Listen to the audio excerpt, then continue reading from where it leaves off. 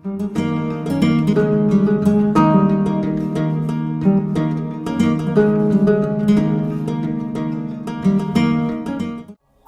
আপনাদের জন্য নিয়ে চলে এসেছি একটা নতুন রেসিপি, যেটা হলো সর্ষে পোস্ত ও দই দিয়ে রুই মাছের ঝাল।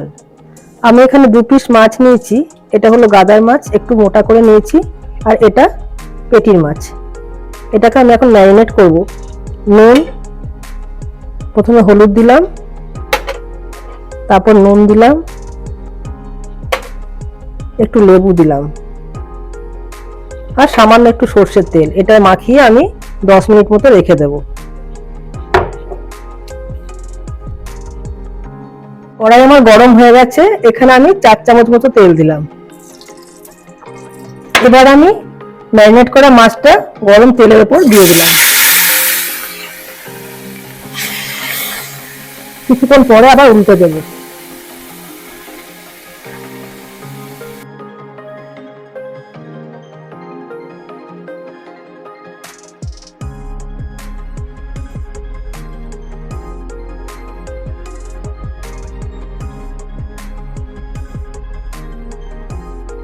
আমি অল্প একটু কালো জিরে দিলাম।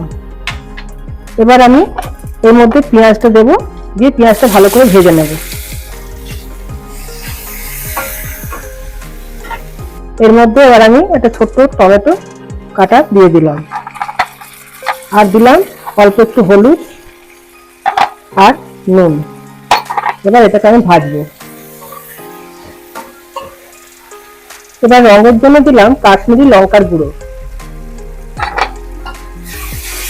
এর মধ্যে আমি 1 চামচ সর্ষে, 1 চামচ পোস্ত, 2টো কাঁচা লঙ্কা আর 2 চামচ দই, এটা দিয়ে ভালো করে ফেটিয়ে নিয়েছি। এবার আমি এর মধ্যে মাছ দুটো দিয়ে দিলাম।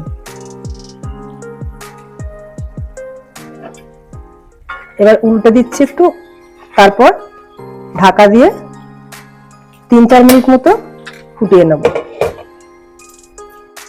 মাছ রান্না হয়ে গেছে। এবার গার্নিশের জন্য অল্প একটু ধনেপাতা কুচি আর চিড়ে রাখা লঙ্কাগুলো দিয়ে দিলাম। এবার আমি মাছটাকে 2 মিনিট এইভাবেই রেখে দেব।